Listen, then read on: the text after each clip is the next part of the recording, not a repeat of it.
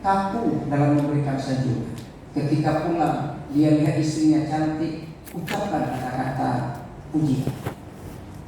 Bandawakan tu inyang pula tak dengan pakai lipstiknya dengan wanginya, ucapkan ya Allah, mama cantik kali. Kok nak kebalan artinya bahasa gemesnya keluar. Itu namanya word affirmation. Walaupun kadang-kadang perempuan ketika dipuji bantah, sok-sok nggak nerima. Allah yang ini bantu tahapan namanya. Padahal kadang hijau tapi hijaunya bantu.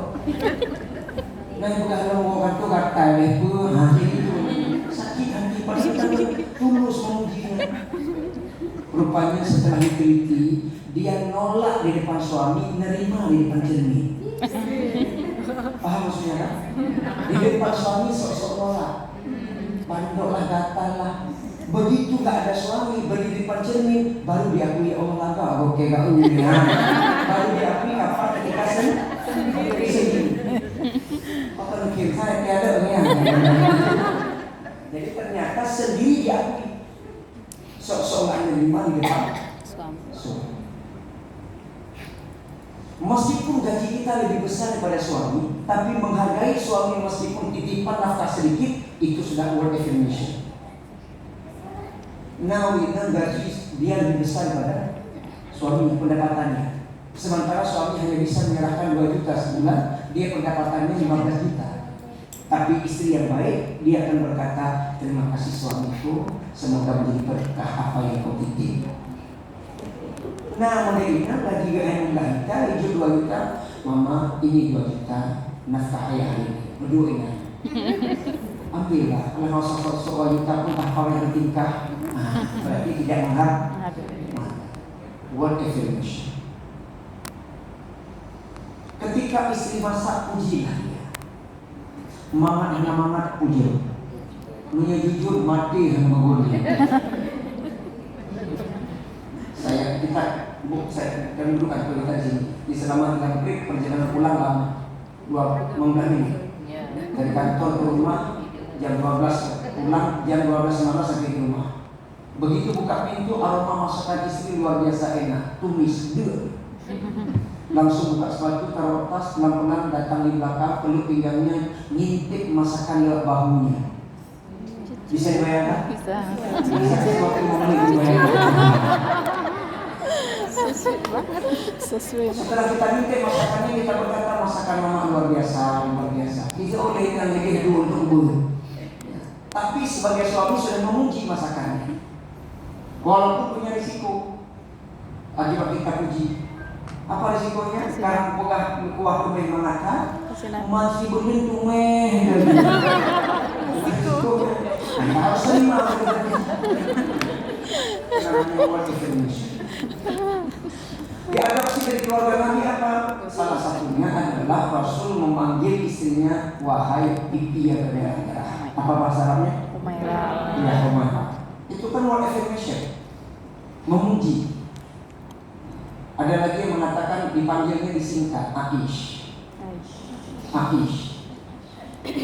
Kalau panggil cepat Aish. Nanti sering memanggil Aish. Berarti kesimpulannya boleh memanggil pasangan dengan singkat, itu word affirmation. Singkat. Istri saya namanya Felia, saya panggil dia. Ibu siapa namanya Ramlah, dia Ram. Nama suami Abdullah, Bangla. Nama suami Zakaria, Bang Jack. Bisa disingkat. Itu word affirmation. Yang kedua kata diri treatment adalah bahasa kita dalam rumah tangga biar kita fresh, tidak ada tekanan jiwa, adalah quality time.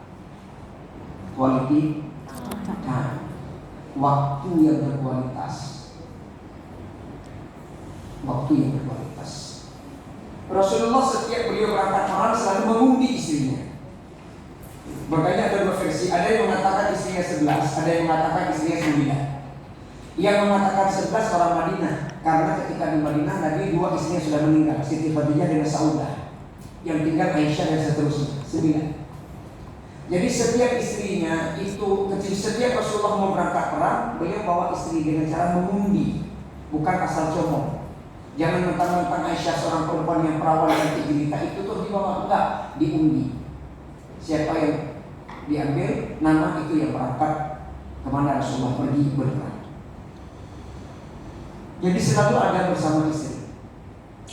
Pasangannya quality time, waktu yang berkualitas. Anak pun kalau dilihat orang tuanya selalu pakai masker, jaga jarak, maka anak pun tak rela.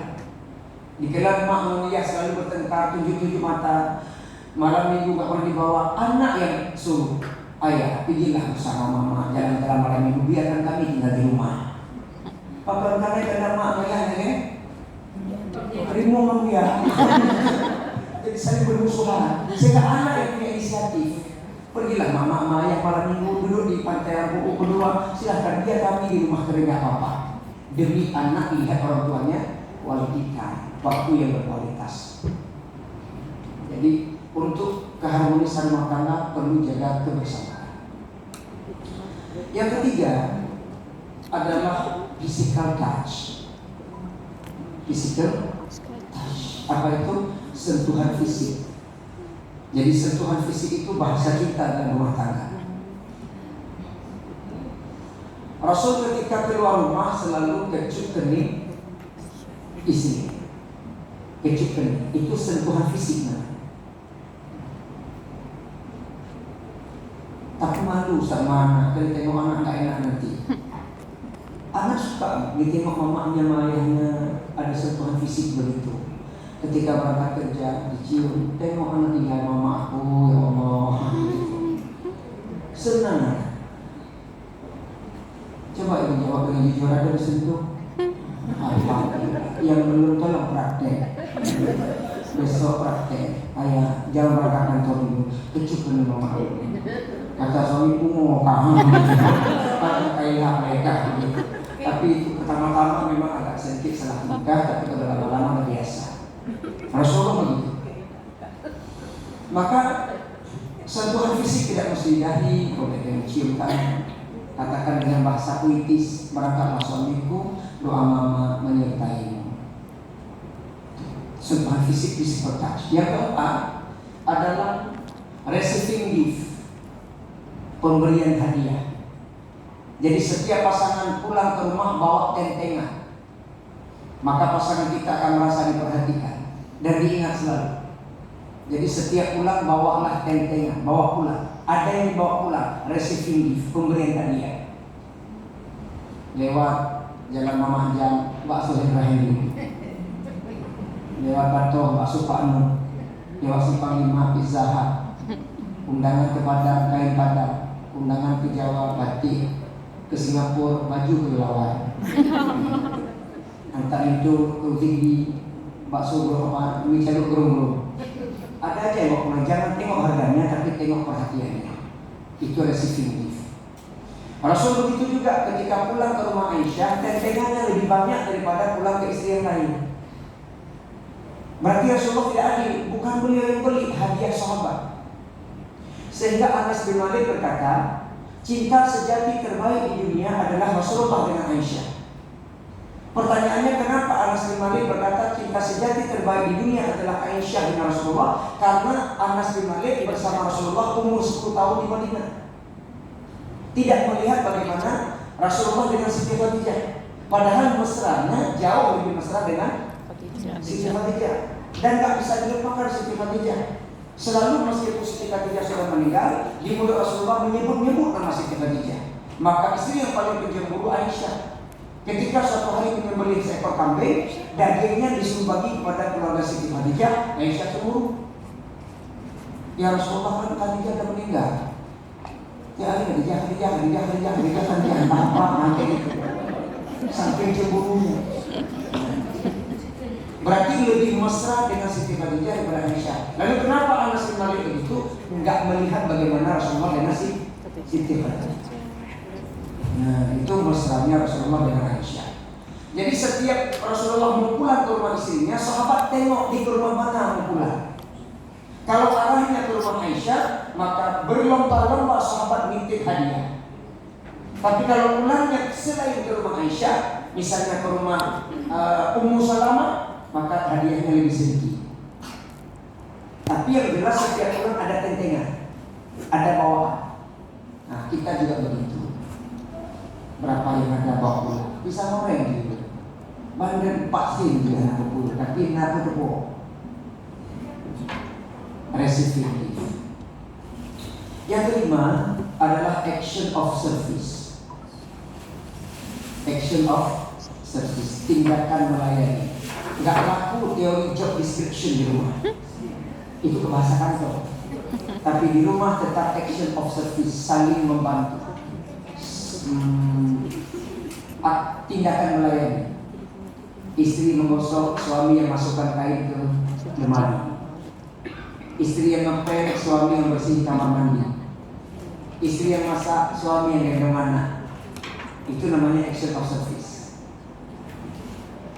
Ustaz, kami 55 nggak ada tuh. Bahasa cinta itu 55 kami nggak ada. 20 tahun nikah, Pak Acok 5 hari anak. Nggak ada bu, nggak ada Ustaz. Berarti rumah tangga ibu. Innalillahi wa inna ilaihi raji'un. Musibah.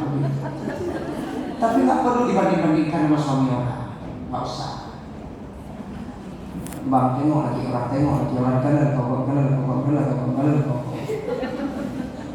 Kemarin baru aja beli kulkas 3 pintu bang, ya Allah. Ini kemarin beli lagi televisi bermintih bang, biar ada kami bro, TV biar ada bro. Kami kalau TV kami nak buat ciplo bang, ciplo bawa tinggal bawa warna bang. Cuma dia membandingkan dengan suami, nggak usah. Jadi kenapa kadang-kadang hidup kita tidak bahagia? Ada masalah, koreksi diri kita sendiri. Ada dosa apa yang kita buat sehingga Allah mendatangkan murkanya dalam kehidupan kita. Kita tidak tenang dalam hidup ini. Salah satu penyebab di antara sekian banyak sebab di dalam Al-Quran surah Asy-Syu'ara ayat 88 dan 89. Tadi yang saya baca, yauma la yanfa'u malu wa la banun illa man atallaha biqalbin salim. Jadi batin kita tenang bila hati kita itu bersih. Kita tenang itu kalau hati kita bersih. Bena bersangka oh, jangan ada iri hati sama orang. Jangan nikmat orang-orang senang kita yang susah. Itu kita buat. Ada di dalam kitab Ihya Ulumuddin, Imam Al-Ghazali mengatakan bahwa seseorang tidak tenangan batin itu karena ada kotoran dalam jiwa.